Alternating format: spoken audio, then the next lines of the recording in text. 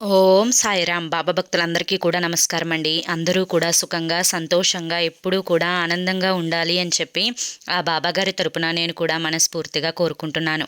ఈరోజు బాబాగారు అందించే సందేశం ఏంటి అంటే కనుక, బిడ్డ, ఈ ఉగాదిలోపు ఆ శివయ్య నీతో ఏదో చెప్పాలి అని చెప్పి అనుకుంటున్నారంట. నువ్వు వినకపోతే ఇది చాలా నష్టమంట. నీ జీవితానికి సంబంధించిన ఒక రహస్యం అంట తల్లి. ఇది తప్పకుండా నువ్వు ఇది విని తీరాలమ్మా అని చెప్పి ఏదో తెలియని సందేశాన్ని ఈరోజు బాబాగారు మనకు అందించడానికి మన ముందుకు వచ్చారండి. మరి బాబాగారు ఏ సందేశం అందించినా కూడా అది మన భవిష్యత్తుకు పునాది లాంటిది అని చెప్పి మనందరికీ కూడా తెలిసిన విషయమే కదా. మరి సందేశం ఎక్కడ ఆపకుండా చివరి వరకు చూడండి. దానికంటే ముందు చాలామంది కూడా గురువుగారి గురించి అడుగుతున్నారండి. అక్క, ఇప్పటి వరకు మేము ఎన్నో చోట్ల జ్యోతిష్యం చెప్పించుకొని విసిగిపోయామక్క, ఇక మాకు వేరే దారి లేదక్క, మీ ద్వారానైనా మీకు తెలిసిన జ్యోతిష్యులు ఎవరైనా ఉంటే చెప్పండి అక్క అని చెప్పి అడుగుతున్నారు. నేను పదే పదే ఈ గురువు గారి గురించి ఎందుకు చెప్తున్నాను అంటే కనుక, నేను జీవితంలో కష్ట సమయంలో ఉన్నప్పుడు అసలు ఈ కష్టం నుంచి బయటపడగలనా అనుకున్నానండి. అటువంటి సమయంలోనే గురువుగారిని కాంటాక్ట్ అయ్యాను. గురువుగారు చేసిన పూజల వల్ల ఆ కష్టం నుంచి నేను చాలా తేలికగా బయటపడి ఈ రోజున ఆనందంగా జీవితంలో ముందడుగు వేస్తున్నాను. అలాగే మీ జీవితాలలో ఎటువంటి సమస్యలున్నా కానీ శ్రీ షిరిడి సాయిబాబా ఆశీస్సులతో జ్యోతిష్యం చెప్పబడను. గురూజీ శివరామరాజు గారు. Phone number 995994225552. మీరు ఇప్పటి వరకు ఎన్నో చోట్ల జ్యోతిష్యం చెప్పించుకొని మీరు ఆశించిన మార్పులు మీ జీవితాలలో జరగలేదని చెప్పి బాధపడి ఉంటారు. కానీ ఇక్కడ అసలు అలా జరగదండి. మీ సమస్యలు ఏవైతే ఉన్నాయో, ప్రేమ, పెళ్లి, ఉద్యోగం, రాజకీయం, సంతానం లేక ఇబ్బంది పడుతున్నా, భార్యాభర్తల మధ్య గొడవలున్నా, అప్పుల సమస్యలున్నా, శత్రువుల సమస్యలున్నా, అవేంటో మీరు గురువుగారికి వివరించి చెప్పినట్లయితే వాటికి తగిన పూజలు చేసి మీకు గురువుగారు రోజులలోనే పరిష్కారాన్ని చూపిస్తారు. గురువుగారు చెప్పినట్లు జరుగుతుంది. కాంటాక్ట్ అవ్వండి. ఇక బాబాగారి యొక్క సందేశం విషయానికి వస్తే కనుక, బిడ్డ, ఎప్పుడూ కూడా ఒక్కటే మాట, నేనేం తప్పు చేశాను బాబా, నాకెందుకు ఇన్ని కష్టాలు వస్తున్నాయి, నేనెవరికి ఏం పాపం చేశాను, నేను ఈ భూమి మీదకి వచ్చింది నాకు తెలియదు, కానీ నాకు ఊహ తెలిసిన దగ్గర నుంచి కూడా ఎన్నో రకాలైన కష్టాలని అనుభవించాను. అసలు ఈ కష్టాలన్నీ కూడా పలుకుకొని నా దగ్గరికి వచ్చి ఆగుతున్నాయా? అంత దౌర్భాగ్యపు స్థితిలో ఉంటున్నాను కదా, మీకు ఏ మాత్రం నా మీద జాలి కలగడం లేదా బాబా? ఒకటా రెండా, నాకు ఊహ తెలిసిన దగ్గర నుంచి రకరకాలైన కష్టాలని పడలేకపోతున్నాను బాబా. ఓపిక కూడా నశించిపోతుంది. ఏం చేయాలో కూడా అర్థం కావడం లేదు. ఎవరిని నమ్ముకోవాలి, ఏ భగవంతుణ్ణి నమ్ముకోవాలి, ఎటు నుంచి పరిష్కారం దొరుకుతుంది, ఏం చేస్తే సమస్యలన్నీ గట్టెక్కుతాయి, ఇవన్నీ కూడా ప్రతీదీ కూడా నన్ను ప్రశ్నిస్తూనే ఉన్నాయి. ప్రశాంతంగా పడుకుందామని చెప్పి పడుకుంటాను కదా బాబా, పడుకుంటే ఒక్కసారి మెలకు వచ్చిన తర్వాత ఏదో అంధకారంలో ఉన్నట్లుగా, నా నుంచి ఏదో కోల్పోయినట్లుగా, నా చుట్టూ కష్టం నిండినట్లుగా, మనసుకి ప్రశాంతత లేదు బాబా, సంతోషమే లేదు, ఆనందమే లేదు, దుఃఖమే వెంటాడి వేధిస్తూ ఉంది. ఇక ఎన్ని సంవత్సరాలు అనుభవించాలో. ఊహ తెలిసిన దగ్గర నుంచి దాదాపుగా ఇప్పటికీ 35 సంవత్సరాల నుంచి కష్టాల్లోనే బ్రతుకుతూ ఉన్నాను. మనిషినే కదా బాబా, నాకంటూ కూడా సంతోషంగా ఉండాలి, నాకు కొన్ని శుభవార్తలు రావాలి, ఆనందంగా ఉండాలి, జీవితంలో ప్రశాంతంగా నిద్రించుకోవాలి, కుటుంబంతో సంతోషంగా గడపాలి. ఇవన్నీ కూడా నాకు అనిపిస్తూ ఉంటాయి కదా బాబా. ఎందుకు బాబా ఇన్ని కష్టాలు? నాకు తెలిసి, నాకు ఊహ తెలిసిన దగ్గర నుంచి ఎవ్వరికీ ఏ అన్యాయమూ చేయలేదు. వీలైనంత వరకు కూడా చేతి సాయం చేసే అంత స్థితి నాకు లేకపోయినా కానీ మాట సాయం చేసి ఎంతోమందిని ఆదుకున్నాను. బాధల్లో మునిగిపోతున్న వారిని నా చెయ్యి అందించి ఒడ్డుకు లాగాను. ఎన్నో ఓదార్పు మాటలని చెప్పాను. ఎంతో కష్టం నుంచి బయటపడవేశాను.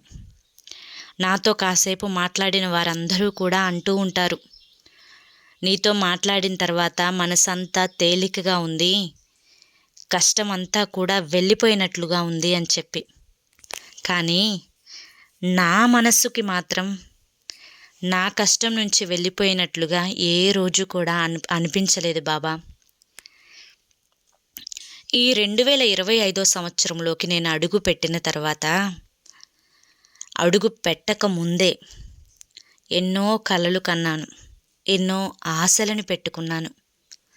కనీసం ఈ 2025 నుంచైనా నా జీవితం బాగుపడాలి అని చెప్పి మిమ్మల్ని కూడా నమస్కరించుకున్నాను కదా బాబా. ఈ కొత్త సంవత్సరం అంతా కూడా నాకున్న కష్టాలన్నీ కూడా తొలగిపోయి ఆనందంగా ఉండాలి అని చెప్పి.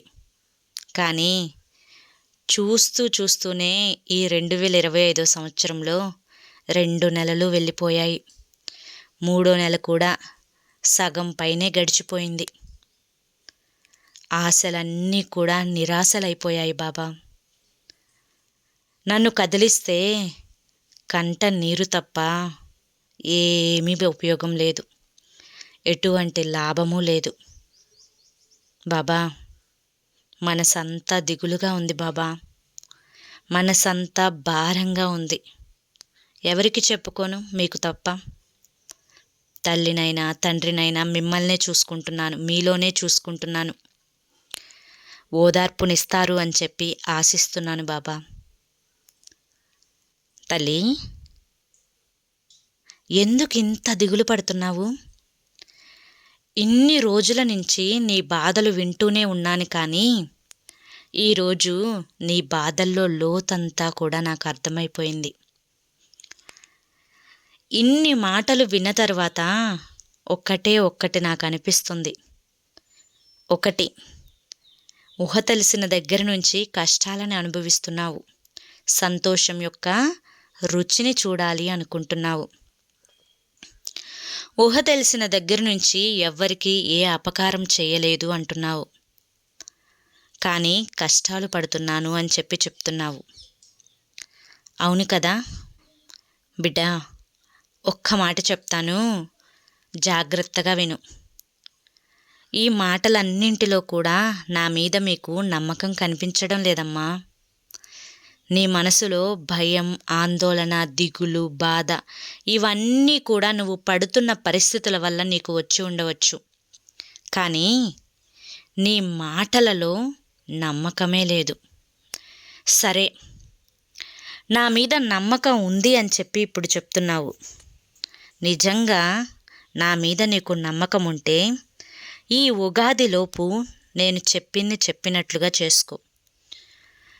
పరమేశ్వరుని సాక్షిగా చెప్తున్నాను. ఈరోజు శివయ్య కూడా నీతో కొంచెం సేపు మాట్లాడాలంట తల్లి, లేకపోతే చాలా నష్టపోతావంట. ఇది నీ జీవితానికి సంబంధించిన రహస్యమంట. బిడ్డ, ఇన్ని రోజుల నుంచి నా సందేశాలన్నింటినీ కూడా వింటూ వచ్చావు కదా. ఈరోజు నా శివయ్య సందేశం కూడా వినిచూడు. కష్టాలు ఎలా వెళ్ళిపోవో చూద్దాము, బాధలు ఎలా నిన్ను అంటిపెట్టుకొని ఉంటాయో చూద్దాము. ఇది విన్న తర్వాత మనసంతా కూడా నీకు తేలికగా అనిపిస్తుంది, ప్రశాంతంగా అనిపిస్తుంది. కష్టాలన్నీ కూడా వెళ్ళిపోయి రెక్కలొచ్చిన పక్షిలా ఆకాశంలో సంతోషంగా ఎగరాలి అని చెప్పి అనిపిస్తుంది. బిడ్డ, ఎప్పుడూ కూడా బద్ధకంగా అనిపిస్తుంది కదా. ఏ పని కూడా నీకు చెయ్యాలి అని చెప్పి అనిపించడం లేదు కదా. పదే పడుకోవాలి అని చెప్పి అనిపిస్తూ ఉంది కదా. వంట దగ్గరికి వెళ్ళాలంటే చికాకు, ఎంగిలి గిన్నెలు కడుక్కోవాలి అంటే బాధ, ఒళ్ళంతా బరువు. దీనంతటి పేరు ఏంటో చెప్పమంటావా? దరిద్రం. పదే నోటి వెంట రాకూడని పదం ఏదన్నా ఉంది అంటే అది దరిద్రం అనే పదం. అవును తల్లి, కానీ ఎప్పుడూ కూడా దరిద్రం నన్ను పట్టి పీడిస్తుంది, దరిద్రం నన్ను వదలడం లేదు, దరిద్రం నన్ను అంటిపెట్టుకొని ఉంది, దరిద్రం నా ఇంట తాండవిస్తూ ఉంది అని చెప్పి రోజుకి దరిద్రాన్ని 10 సార్లైనా తలుచుకుంటూ ఉంటావు. మొదట ఆ మాటని పక్కన పెట్టు, సగం దరిద్రం పోతుంది. ఇక తరువాత నిద్ర లేచిన వెంటనే కూడా నీ 2 అరిచేతులను రుద్దుకొని, నీ ముఖాన్ని అరిచేతులలో చూసుకొని, నీకిష్టమైన దైవాన్ని తలుచుకొని, కుడి కాలు కింద పెట్టి ప్రశాంతంగా నిద్ర మంచం మీద నుంచి లెగవాలి. లేచిన తరువాత ఎంగిలి గిన్నెలన్నీ కూడా చక్కగా శుభ్రపరచుకోవాలి. తల్లి, ఎప్పుడూ కూడా ఇంట ఎంగిలి గిన్నెలు ఈగలు ముసురుకుంటూ బల్లులు తిరుగుతూ ఉండకూడదు తల్లి. అలా ఉంటే జ్యేష్ఠాదేవి నీ ఇంట అడుగు పెడుతుంది. నీలో కొన్ని మార్పులు తెచ్చుకొని చూడు. సరిగ్గా 10 రోజులలో నీ యొక్క దరిద్రం అంతా వెళ్ళిపోతుంది. బిడ్డా, కొత్త సంవత్సరం అంటున్నావు కదా. ఇప్పుడు రాబోయే కొత్త సంవత్సరం ఉగాది. ఈ ఉగాదిలోపు ఈ విధంగా చేసుకొని చూడు, నీ జీవితం ధన్యమైపోతుంది. అవును తల్లి, పగిలిపోయిన విరిగిపోయిన అద్దాలలో మొహాన్ని చూసుకుంటూ మురిసిపోతున్నావు. అది ఎంత దరిద్రమో తెలుసా? ఎప్పుడూ కూడా పగిలిపోయిన అద్దాలలో మొహాన్ని చూసుకోకూడదు తల్లి. అసలు ఆ గాజు పగిలింది అంటేనే ఇంట్లో ఉండకూడదు. అది చాలా నెగిటివ్ ఎనర్జీని ఇంట్లో నింపేస్తూ ఉంటుంది. దీనివల్ల ఇంట్లో తరచూ గొడవలు, చికాకులు, ఏడుపులు, పెడబొబ్బులు, పిల్లల మధ్య సఖ్యత లేకపోవడం, పెద్దల మధ్య సఖ్యత లేకపోవడం, గొడవలు రావడం, ఇవన్నీ కూడా జరుగుతూ ఉంటాయి. కాబట్టి వెంటనే పగిలిన అద్దాన్ని ఇంటికి దూరంగా విసిరిపడేయ్. ఇంట్లో నలుగురు ఉంటే నలుగురితో నవ్వుతూ మాట్లాడు. కోపాన్ని తెచ్చుకోవద్దు. తన కోపమే తన శత్రువు అని చెప్పి అనే మాట వినే ఉంటావు కదా తల్లి. ఓర్పుగా ఉండాలి. ఎంతటి గొడవ జరిగినా కానీ నీ పెదవి దాటి అసహ్యమైన మాటలు ఎప్పుడూ కూడా రాకూడదు. అందరికీ నవ్వుతో సమాధానం చెప్పాలి. కొన్ని రోజులు అలా ఓర్పుగా ఉండి చూడు, నీ ఇంట్లో ప్రశాంతకరమైన వాతావరణం ఏర్పడుతుంది. నిజం చెప్పు, ఇప్పుడు నీ ఇంట్లో ప్రశాంతకరమైన వాతావరణం ఉందా? లేదు కదా. కొన్ని రోజులు నువ్వు ఓర్పు పట్టి చూడు. ఒకరి మధ్య ఒకరికి సఖ్యత ఏర్పడాలి అంటే నవ్వుతూ మాట్లాడుకోవాలి. కోపాన్ని తీసి పక్కన పెట్టి ప్రశాంతంగా జవాబునిచ్చుకోవాలి. అప్పుడే ఇల్లంతా కూడా ప్రశాంతంగా ఉంటుంది. ఇంట్లో ఎప్పుడూ కూడా నవ్వుతూ తిరగాలి. లేకపోతే నీ ఇంట నవ్వులే కనుమరుగైపోతాయి తల్లి. సందేశాలు వింటున్నావు, మనుషుల మనస్తత్వాలు తెలుసుకుంటున్నావు. కానీ నీ కుటుంబం మధ్య సఖ్యత లేకపోతే ఎలా చెప్పు? ఇంట్లో జుట్టు విరబోసుకొని తిరగకూడదు తల్లి. నిద్ర లేచిన వెంటనే జుట్టు విరబోసుకోవడం వల్ల ఎంతో దరిద్రం.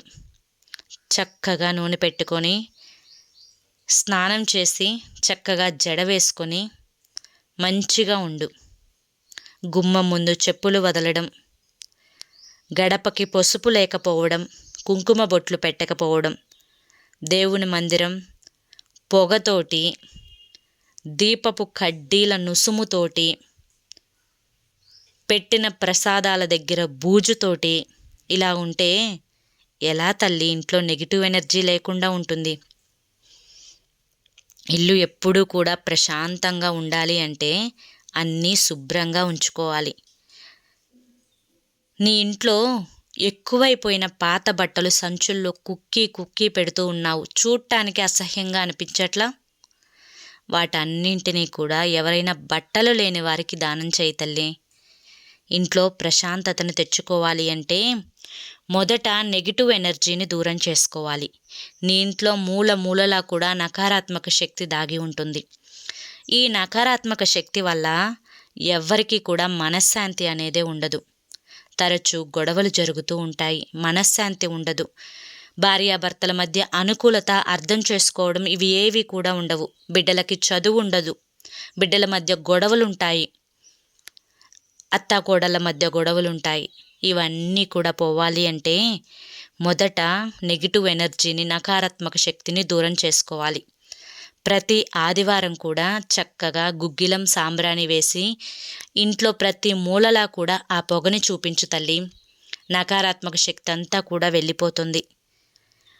ఈ కొత్త సంవత్సరం నుంచి, అంటే రాబోయే తెలుగు సంవత్సరాది విశ్వావాసునామ సంవత్సరం నుంచి ఖచ్చితంగా నీ ఇంట్లో ఇటువంటి మార్పులు రావాలి. అప్పుడే నువ్వు ఏది పట్టినా బంగారం అవుతుంది.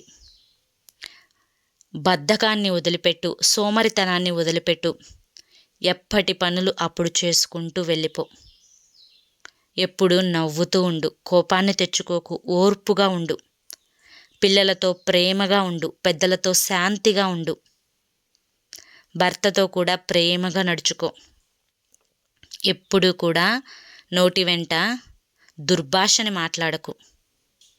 ఇంట్లో నిత్యం దీపాన్ని వెలిగించుకుంటూ ఉండు. ఇవన్నీ కూడా నా మాటలు కాదు తల్లి, నీ శివయ్య చెప్పమన్న మాటలు. నీ జీవితానికి సంబంధించిన రహస్యమే ఇది. నీ శుభ్రతలోనే లక్ష్మి దాగి ఉంది. ఇంట్లో లక్ష్మీదేవి నివాసం ఉండాలి తల్లి.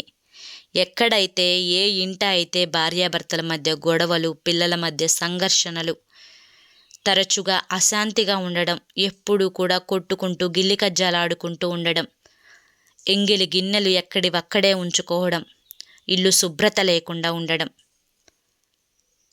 ఈ విధంగా ఉంటే నీకే నీ ఇంట్లో క్షణం ఉండబుద్ధి కావడం లేదే. ఆ మహాలక్ష్మి ఎలా నీ ఇంట అడుగు పెడుతుంది చెప్పు? నీ యొక్క బట్టలు సర్దుకునే కబోర్డుల్లో ఆ రకాన బట్టలు అనేవి చింపిరిగా ఉన్నాయే, అవి చూసి నీ ఇంట లక్ష్మీదేవి అడుగు పెడుతుందా చెప్పు? పెట్టదు కదా తల్లి.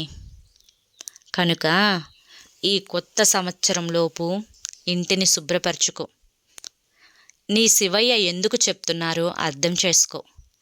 నీ మీద ఉన్న శని ప్రభావాలన్నీ కూడా పూర్తిగా తొలగిస్తాను. నీకు నా గురుబలాన్ని అందిస్తాను. కొత్త అదృష్టాన్ని ప్రసాదిస్తాను. నేను చెప్పినట్లుగా చేసుకొని చూడు, అంతా శుభం జరుగుతుంది తల్లి. ఏ మాత్రం కంగారు పడకు, నిదానంగా ప్రశాంతంగా చేసుకొని చూడు. నీకు ఉదయం సమయంలో దీపం పెట్టడం కుదరకపోతే కనీసం రాత్రి సమయంలోనైనా దీపం పెట్టే ప్రయత్నం చెయ్యి. అది నీ ఇంటికి మహాలక్ష్మి అడుగు పెట్టేలా చూస్తుంది. తరచూ బద్ధకంతో పడుకోవడం, పిల్లల మీద అరవటం, భర్త మీద అరవటం, ఇటువంటివన్నీ కూడా మానుకుంటేనే ఇకపై నీ జీవితం ప్రశాంతంగా ఉంటుంది.